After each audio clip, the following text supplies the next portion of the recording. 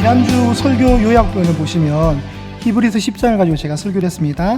혼자 신앙은 있다 없다? 없다였습니다. 우리가 빨리 가려면 혼자 가지만 멀리 가려면 같이 가야 되는 거라 그랬죠. 우리의 신앙은 같이 가는 거예요. 마라톤이에요, 마라톤. 우리 신앙 여정 자체가. 자, 예수님이 피를 흘리심을 통해서 구약의 대제사장만 들어갈 수 있던 지성소라는 곳에 예수님이 이제 누구나 들어갈 수 있도록 새로운 길을 열어놓으셨다 그랬습니다. 자, 우리가 그 말씀을 잘 기억하면서 오늘 이 본문으로 가셨으면 좋겠습니다. 아브라함이 아들을 낳았습니다. 이삭이었고요. 이삭이 아들을 낳았습니다. 야곱이었습니다. 야곱이 아들을 낳았는데 한 명을 놓은 것이 아니라 4번의 장가를 통해서 12명을 놓았습니다. 이 12명은 이스라엘의 기초가 됩니다. 기초. 루벤, 시몬, 레위, 유다, 단, 납달리, 갓, 아셀, 이사갈, 스불론, 요셉, 베냐민. 이걸 빨리 하면 방언이 될 수 있습니다, 여러분. 자, 그랬는데 이 구약의 12지파가 이제 신약으로 넘어오면 12지파의 개념이 아니라 12제자가 됩니다. 예수님이 많은 제자들 중에 기도하신 후에 선택하신 사람은 10명도 아니고 20명도 아니고 단 12명이었습니다. 이 말은 뭐냐면 구약을 계승하겠다는 겁니다. 이 12명을 제자들을 통해서 희한하게도 복음은 폭발적으로 증언되었습니다. 2000년이 흘렀습니다. 2000년 후에 우리가 나타난 거예요. 12명으로 시작했는데 이게 복음의 힘입니다. 이게 하나님 나라의 확장입니다. 이게 왜 가능했는가? 예수님이 길을 열어놓으셔서 그렇습니다. 거룩하신 하나님과 범죄한 인간은 만날 수가 없습니다. 모든 사람이 죄를 범하였음에 하나님의 영광에 어떻게 해요? 이르지 못했다. 이르지 못했다는 말은 떨어져 있다는 거예요. 그래서 닿을 수 없다는 거예요. 그러니 하나님이 해결책을 주셨습니다. 그게 구약에서의 제사제도였습니다. 제사제도. 그리고 그 제사가 일어나는 장소가 성막 혹은 성전이었습니다. 하나님이 성막의 제도를 통해서, 제사의 제도를 통해서 하나님이 거룩하신 하나님과 거룩하신 인간이 아니죠. 거룩하신 하나님과 범죄한 인간의 만남을 주셨습니다. 이 성막은 첫 번째 올려주세요. 이 성막은 다른 말로 회막이라고도 합니다. 회막. 장막이라고도 하고요. 이 성막은 하나님과 인간이 만나는 장소였습니다. 그런데 그냥 만날 수 없어서 중간에 중재자를 세우십니다. 그 중재자가 대제사장이었습니다. 대제사장. 이 성막을 섬기는 일을 감당하는 제사장과 대제사장은 야곱의 12명의 아들 중에 세 번째 아들이었던 레위라는 그 후손들을 통해서 이 성막의 봉사자들이 이 일을 하게 되었습니다. 여러분 모세를 아시죠? 모세가 레위 지파입니다. 그리고 모세에게 3살 위에 형이 있었는데 이름이 아시였습니다. 누구였습니까? 아론이었습니다. 아론이 첫 번째 대제사장이 됩니다. 하나님이 저 성막의 제사 제도를 만들고 나서 대제사장을 세웠는데 그 첫 번째 대제사장이 아론이었고 아론이 죽고 나면 그 아들들이 세습을 통해서 계승하는 겁니다. 그런데 예수님은 유다 지파거든요. 야곱의 4번째 아들이었던 유다 지파에서 오셨습니다. 그런데 예수님을 우리가 다 대제사장으로 합니다. 왜 그러냐? 오늘 본문에도 나오잖아요. 오늘 본문의 14절에 우리에게 위대한 큰 대제사장이 계신데 누구예요? 하나님의 아들로 오신 예수님이라고 성경이 얘기하는 겁니다. 그러니까 예수님은 왕도 되시고 선지자도 되시고 제사장도 되시는 겁니다. 구약에서 기름 부음을 받은 자의 그 3대 직분을 다 적용받는 성취하신 분이죠. 예수님이 대제사장입니다. 그런데 예수님은 혈통적으로 유다 지파에서 왔습니다. 그러면 안 되잖아요. 원래는 레위 지파에서 왔는데. 그러니 이 부분은 다음 주에 멜기세덱을 통해서 다시 설교를 이어가도록 하고요. 오늘은 예수님이 대제사장이라는 이 사실만 여러분이 잘 기억해 주셨으면 좋겠습니다. 성막 그림을 조금 더 보겠습니다. 자, 성막은 우리가 알듯이 성소와 지성소, 내소는 성소와 지성소로 나눈다 했습니다. 성소는 3분의 2 지점, 지성소는 나머지 3분의 1입니다. 저 성소와 지성소를 구별하는 방법은 뭐였죠? 휘장이었습니다. 휘장. 자, 휘장을 올려주시고, 계속 갈게요, 그냥. 그 다음 그림을 보시면, 저 성소에 들어갈 수 있는 사람은 반드시 레위 지파에 소속되어 있는 아론의 후손들만 들어갈 수 있습니다. 아론의 식구들만. 그들이 그 직무들을 하는 거죠. 흰색을 입은 저 사람들은 보통 일반적인 제사장들이고, 저 중에서 좀 예쁜 옷을 입고 있는 사람이 있습니다. 좀 특이하게. 저 사람이 바로 대제사장입니다. 대제사장. 자, 북쪽에 떡상이 있습니다. 12개, 12지파를 상징하는 6개, 6개, 2줄로 해서 떡상을 제공합니다. 예수님이 생명의 떡으로 오셨다는 걸 성취하게 되는 거예요. 그리고 이 네 손은 창문이었기 때문에 어두울까요? 밝을까요? 어두컴컴하겠습니까? 아니면 밝을 것 같습니까? 어두컴컴할 것 같지 않아요. 그런데 저기에 남쪽 방향에 뭐가 있어요? 7개의 금 촛대가 있기 때문에 밝아요. 안에서 이 밝은 상태로, 조명이 있는 상태로 일을 할 수 있는 겁니다. 그리고 대제사장 앞에 있는 저게 기도를 상징하는 금 분향단입니다. 향단. 이제 여러분 그림 볼 때 저 분향단, 금 분향단 앞에 이제 휘장이 놓여 있는 거예요. 자, 제사장 의복을 보겠습니다. 이분은 특별하기 때문에 의상적으로도 특별한 옷을 갖추고 있는데, 이분의 어깨에는 12개의 지파에 6개 지파에 이름이 새겨져 있는 이름표가 올라가 있고요. 저분의 가슴에 흉패에는 보석이 달려 있습니다. 보석. 이건 에볼 옷인데, 보석은 12지파를 상징하는 12개의 보석이 담겨 있습니다. 갖고 싶으시죠? 이 보석에 여러분이 잘 아는 에메랄드, 사파이어, 다이아몬드가 있습니다. 그래서 성경에서는 홍보석, 황옥, 녹주옥, 석류석, 남보석, 홍만호, 호박, 백만호, 자수적, 녹보석, 호만호, 벽옥이라고 길게 했지만 다 모르셔도 됩니다. 저거 시험에 안 나오고요. 중요한 거는 저 중에 뭐가 있다? 에메랄드, 사파이어, 다이아몬드가 있다. 이것만 생각하시면 돼요. 자, 대제사장은 12개의 지파를 상징하는 12개의 보석을 가슴에 안고 이름들이 어깨에 다 있습니다. 이거 뭐죠? 대제사장이 모든 걸 짊어진다는 거예요. 내가 하나님과 12지파 사이의 중재자, 내가 조정자가 되겠다는 그런 각오와 그런 결단과 헌신이 있는 겁니다. 자, 1년에 단 한 번 드디어 이제 지성소로 들어갑니다. 대제사장이 지성소로 들어가는데, 이 지성소의 분위기가 어떤지를 레위기 16장을 통해서 좀 보여드리겠습니다. 레위기 16장 올려주세요. 여호와께서 이렇게 명령하십니다. 여호와 앞에서 분향하여 향연으로 증거계 위 속죄소를 가리게 할지니. 자, 이게 무슨 말이냐면, 다시 그림으로 보여주세요. 1년에 한 번 대제사장이 들어갈 때 여러분 두려운 마음이 있을까요? 편안한 마음이 있을까요? 왜 두려운 마음이 있냐면, 일단 저 안에는 조명시설이 없습니다. 지성소에는. 그렇겠죠, 여러분? 이해가 되시죠? 성소에는 저 촛대 때문에 불빛이 있는데 지성소는 어두워요. 어둡고 저기 황금색으로 돼 있고 뭐 새 같은 날개 같은 게 있잖아요. 이게 그죠? 이게 아까 제가 방금 읽었던 증거계, 다른 말로 하면 법궤예요. 법궤에 저 금색 상자가 법궤고, 저 상자를 덮는 뚜껑이 있는데 그게 바로 속죄소, 시은자라 그래요. 나중에 또 얘기할 시간들이 있을 겁니다, 설교 때. 그리고 저 법궤 뚜껑 위에 천사를 상징하는 그룹이라는 저 두 천사가 날개로 이렇게 법궤를 보호하고 있는 모습이에요. 저 법궤 뚜껑 위에다가 이제 염소의 피를 대제사장이 떨어뜨리는 거예요. 이게 이제 제도예요. 그런데 하나님이 어떻게 하냐면 분향의 그 향기, 연기를 통해서 저게 쉽게 보이지 못하도록 했습니다. 보면 안 되는 거예요. 왜 그러냐면 대제사장도 인간인지라 죄인이란 말이에요. 죄인. 그러니 하나님이 함부로 막 대제사장과 막 이렇게 한 게 아니라 저 곳은 너무나도 엄숙하고 거룩하고 부담스러운 장소예요. 여러분 같으면 저 컴컴한 곳에 들어가면 좋겠어요, 여러분? 두려운 마음이에요. 제가 고등학교 때 교장 선생님과 되게 친했습니다.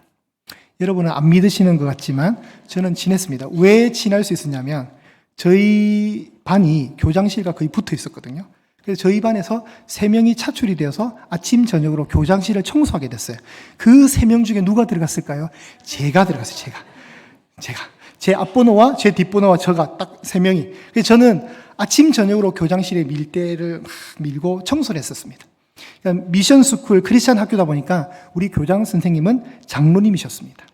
그러니까 아침 저녁으로 항상 2번 보는 거예요, 저를. 그러니까 저랑 말이 섞이겠죠. 저분이 장로님이시니까 저한테 전도하려고 학생은 교회 다니냐 했으니까 제가 뭐라 했겠어요? 그때 교회 다닌다고 했습니다. 그때 교회 다닐 때였거든요. 근데 제 앞번호 뒷번호 애들 교회를 안 다녔어요. 그러니까 얘들 가는 장로님 대화를 안 하시고 교장 선생님이 저를만 참 좋아해 주셨어요. 그래서 제가 교장 선생님께 상담받고 그때 하다가 너는 뭐가 되고 싶냐? 제가 그때 한참 뜨거울 때라 저는 목회자가 되고 싶습니다 라고 했거든요. 그래서 교장 선생님이 연결시켜주고 뭐 어떻게 해가 제가 이 조직에 들어와서 목사가 된, 이제 우리 교장 선생님의 그런 역할들이 있었어요. 뭐 중간에 생략하고. 아무나 여러분 교장실에 들락날락 드릴 수 없잖아요. 그 학교의 교사들도 교장실을 편하게 내 집 들락날락 할 수 없죠. 하물며 학생인 제가 어떻게 들락날락 드리겠습니까? 그런데 자격이 되는 거예요. 왜요? 청소해야 되기 때문에. 저는 편안하게 왔다 갔다 했어요. 그리고 스님하고 교장, 이게 편안하게 대화도 많이 하고. 저는 참 편했습니다. 자, 지성소란 장소는 1년에 딱 한 번, 그것도 제사장이 아니라 대제사장만 들어가는 곳이고 굉장히 힘든 장소예요. 성경이 어떻게 묘사하는지를 보겠습니다. 이게 문제가 되는 것이 죄의 문제입니다. 자, 히브리서 여러분 7장을 한번 찾아주시겠습니다. 우리 뒤편에 있습니다. 우리가 4장을 갖고 있잖아요. 히브리서 7장 27절을 볼게요. 성막에서는 날마다 제사가 이루어집니다. 그래서 상번제, 윗상자, 아래 하자, 이런 개념의 상이 아니라 항상 상자. 상번제, 항상 번제, 속죄제가 이루어져야 되면 매일매일.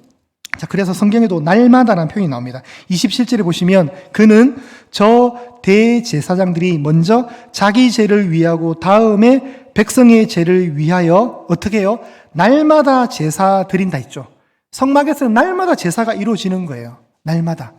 왜요? 우리 인간은 죄인이기 때문에.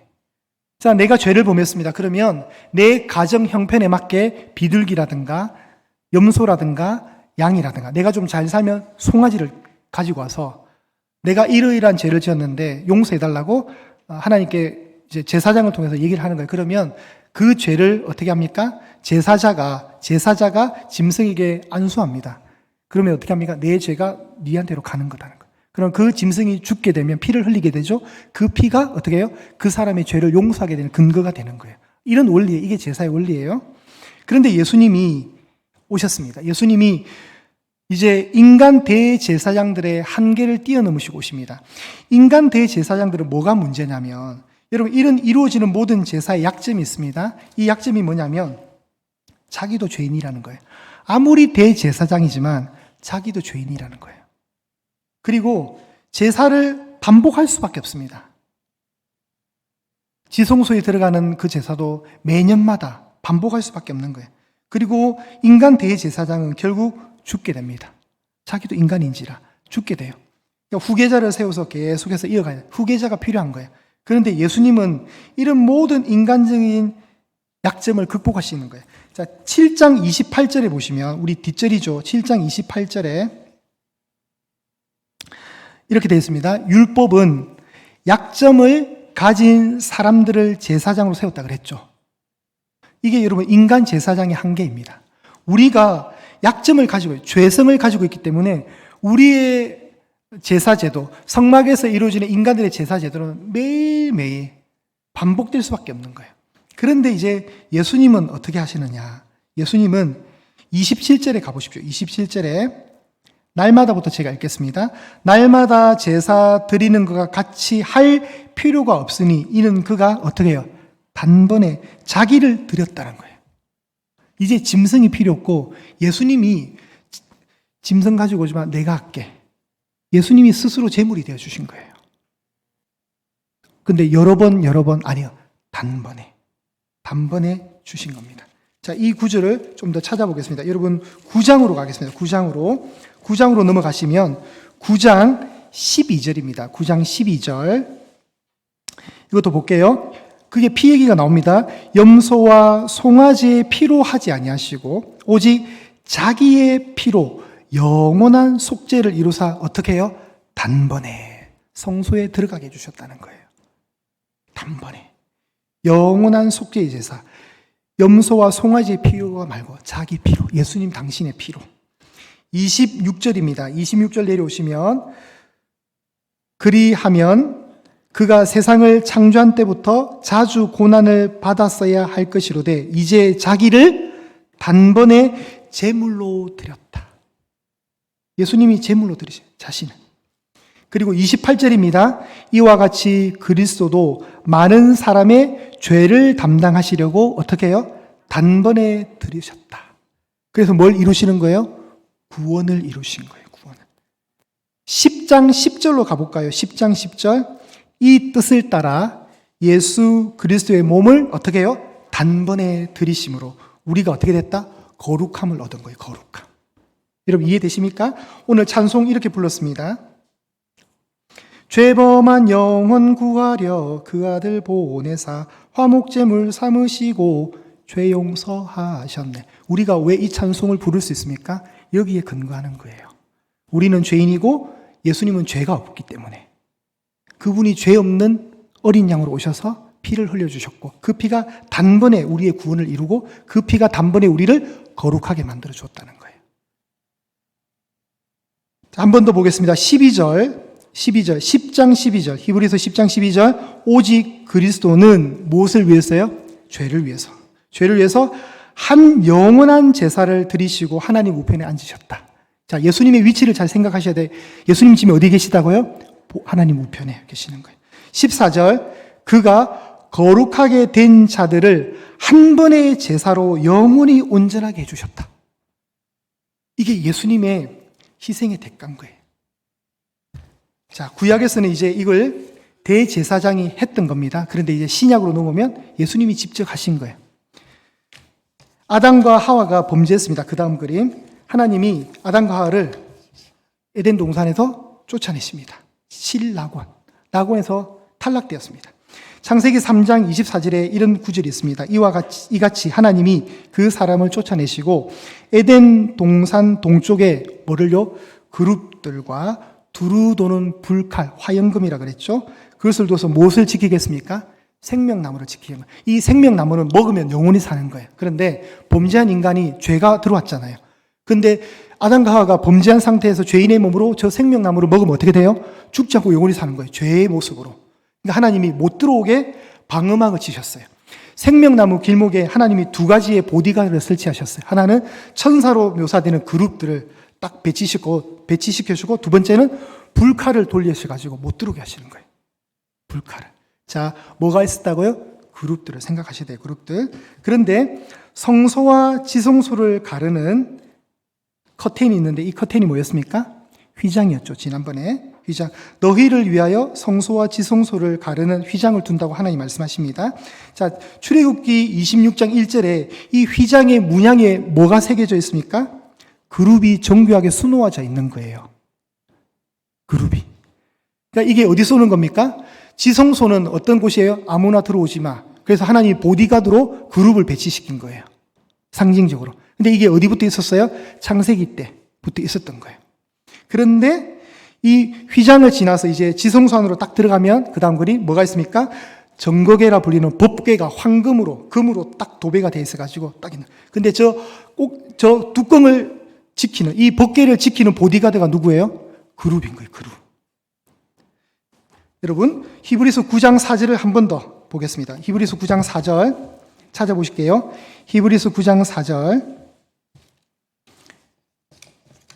자, 읽겠습니다. 금 향로와 사면을 금으로 싼 언약궤, 이게 법궤란 말이에요. 정거궤, 법궤 똑같은 말입니다. 언약궤, 법궤가 있고 그 안에, 법궤 안에 세 가지의 물건이 있대요. 뭐예요? 만나를 담은 금 항아리와 아론의 쌍난 지팡이와 언약의 돌판들, 십계명 두 돌판이 잘 있는 거예요. 이 세 가지가 왜 의미가 있는지는 제가 아마 설교를 출애굽기를 통해서 할 기회가 또 있을 것 같습니다. 자, 그리고 이제 저 법궤 안에서 저 세 가지의 물건을 담고 뚜껑을 딱 덮습니다. 그 뚜껑이 시은자라는 거예요. 그리고 보디가드를 하나님 펼치십니다. 그룹을 딱 배치시키는 거예요. 자, 5절 보실까요? 5절. 그 위에 속죄소를 덮는 영광의 그룹들이 있다. 성경에 나오죠. 그죠? 이게 이제 성경의 묘사 부분입니다. 자, 휘장은 그룹으로 수놓아져 있고, 휘장 안으로 그러니까 휘장을 지나서 지성소에 들어가면 법궤를 지키는 또 천사가 그룹인 거예요. 그런데 우리가 지난주 보았듯이 마가복음 15장입니다. 예수님이 운명하시면서 휘장이 찢어집니다. 휘장이 찢어집니다. 찢어지는 순간 뭐가 보입니까? 십자가 예수님 보이기 시작하는 거예요. 휘장이 찢어졌습니다. 마가복음 1장 10절을 올려주실까요? 마가복음 1장 10절. 자, 예수님이 세례를 받으십니다. 세례 요한에게. 세례를 받으실 때 일어난 현상이에요. 하늘이 열렸습니다. 그리고 성령이 비둘기같이 예수님께 내려오십니다. 여기서 중요한 단어는 하늘이 갈라졌대요.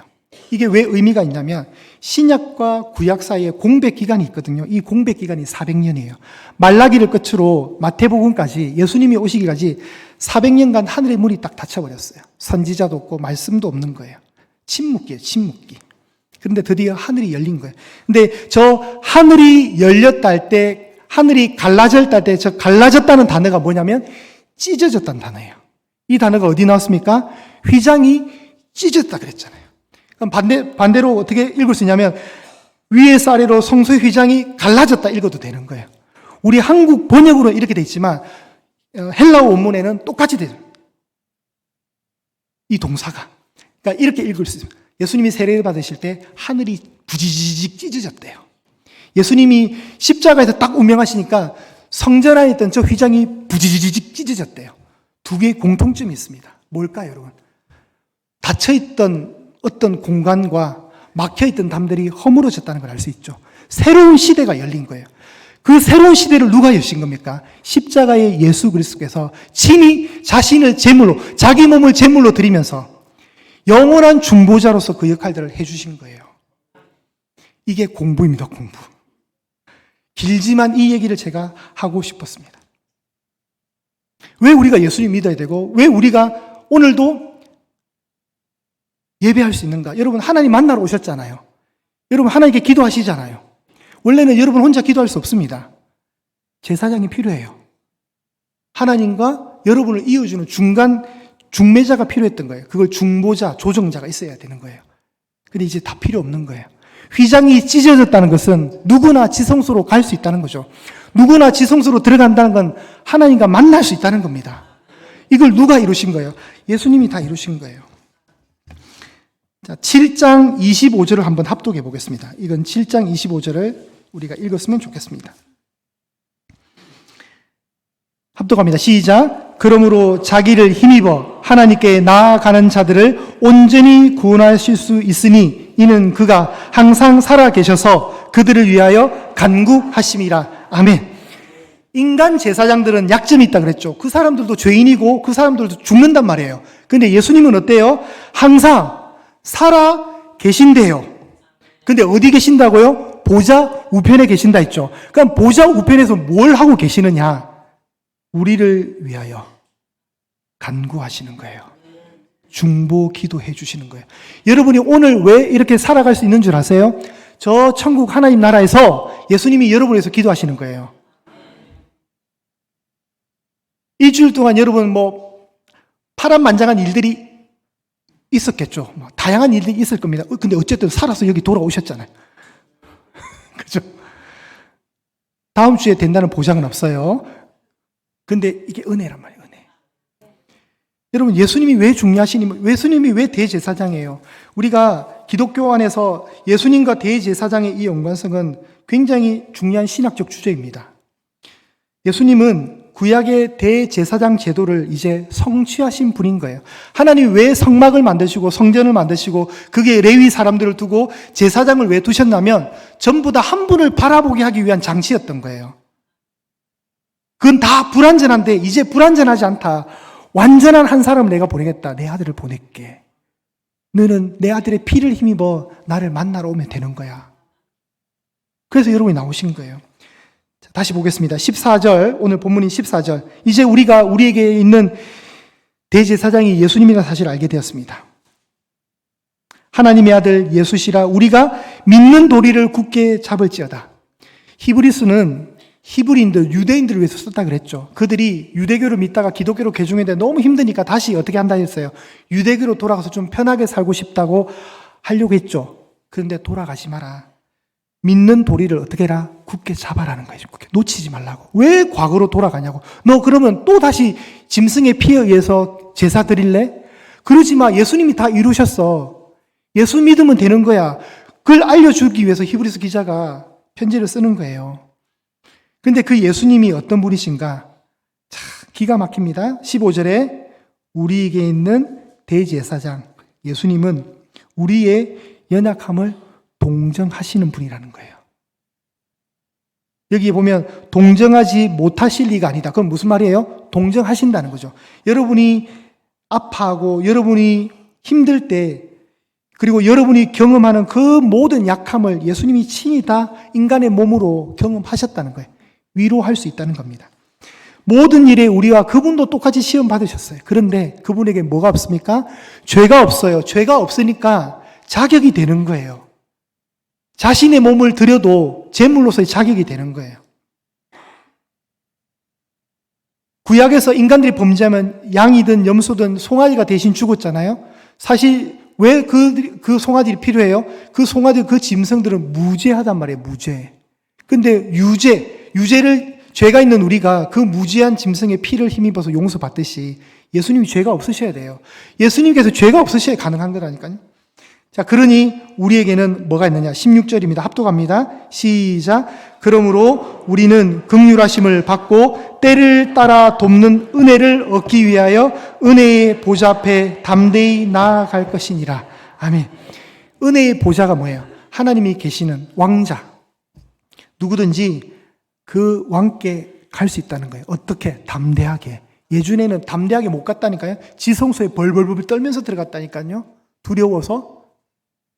근데 예수님이 그 길을 열어놓으셨어요. 예수님이 돌아가시는 순간 휘장을 없애버리신 거예요. 휘장을 없애버렸어요. 누구든지 오라. 담대하게 가는 거예요. 근데 여기서 말하는 것은 은혜를 얻기 위해서. 때를 따라 돕는 은혜를. 여러분, 우리는 은혜가 필요한 존재란 말이에요. 그리고 공감하셔야 돼요, 여러분. 오늘 왜 예배 왔습니까? 은혜가 필요하니까 온 거예요, 여러분. 나는 예전에 은혜를 많이 받았어. 그러니까 내 마음의 창고에는 은혜가 많아. 그러니까 나는 지금부터 교회 안 다녀도 하나님 안 믿어도 살 수 있어. 그게 아니라는 거예요. 언제든지 우리는 하나님께 올 수 있는 겁니다. 은혜가 필요하기 때문에 직접 올 수 있는 겁니다. 부족함이 있어도 괜찮습니다. 완벽하지 않아도 괜찮습니다. 그거 완벽함 갖추고 부족함 채워서 이제 하나님께 가야 되겠다. 이러지 마시고 그냥 따라하십시오. 있는 모습 그대로. 시작. 있는 모습 그대로 오시는 거예요. 하나님, 한 주간 정말 엉망으로 살았습니다. 내가 양심에 나도 벼룩도 낯짝이 있다고 오늘은 너무 죄송해서 교회 못 가겠습니다. 그래도 오십시오. 그냥. 이번 주 내가 트로트 좀 안 보려고 했는데 트로트를 너무 많이 봤습니다. 그 임영웅이가 뭐라고 하나님 제가 성경 읽어야 되는데 히브리서도 안 읽고 트로트만 주구장창 밤낮으로 묵상하면서 들었습니다. 양심의 가책에서 오늘은 도저히 내가 하나님 못 뵙겠습니다. 그래도 나오십시오. 하나님, 저는 진짜 막걸리 안 마시려고 했는데 자꾸 우리 친구가 마시라 해가지고 그냥 한잔 했습니다. 양심의 가책에서 못 가겠습니다. 그래도 나오십시오. 꼭 이런 말 할 때 참 좋아하시더라, 여러분. 그래도 나오십시오. 우리는 완벽할 수 없습니다. 저도 일주일간 엉망으로 살았을걸요, 아마, 지난주에. 생각은 이렇게 생겨도. 그래도 설교할 수밖에 없는 거예요. 왜냐하면 그 아들의 피, 예수님의 피 때문에 그래요. 여러분, 아까 법궤에 왜 보디가드를 세운 줄 아세요? 그 법궤에 있었던 세 가지 물건 있죠. 만나, 아론의 쌍난 지팡이, 십계명 두 돌판, 전부 다 그 세 가지의 물건들은 전부 우리의 범죄와 다 연관되어 있는 물건들이에요. 희한하게 제가 다음에 설교할까요? 그게 인간의 범죄와 연약함이 그 물건이 상징하는 거예요. 근데 하나님이 어떻게 해요? 덮어버리신 거예요. 그리고 피를 올려놓으세요. 그 피. 하나님이 그 인간의 연약함들은 안 보시고 피만 딱 보겠다는 거예요. 위에서. 그런 걸 은혜라는 거예요. 여러분, 괜찮습니다. 부족해도 괜찮습니다. 여러분이 단 한 가지 이곳에 오실 때는 은혜만 사모하시면서 오시면 됩니다. 은혜만 바라보시면서 예배생활 하시는 겁니다. 다 연약합니다. 그 연약함 다 갖추려고 하지 마십시오. 그렇다 또 그걸 해라고 또 해석을 내가 잘 들어봤는데 목사님 막걸리 마셔도 된다 했어. 이런 식으로 해석하시면 안 돼요, 여러분. 그럴지라도 그럼에도 불구하고 그걸 마시면서 하다가 주일날 오라는 게 아니고 여러분 아시겠죠? 죄에 대한 안 하시면서 싸우시면서 여러분 알겠죠? 우리 친구가 마시라고 할 때 이러면서 싸우시면서 오시라는 거예요. 안 마시겠다는 결심입니다. 하나님이 여러분을 위해서 열어놓으신 새로운 살 길을 잘 하나님께 감사하시고 우리의 영원한 대제사장께서 중보하신다. 이 사실을 신학적으로 믿음 안에서 여러분 딱 붙드시고 약할 때마다 날마다 주님 찾으시는 저와 여러분 되시기를 축복합니다.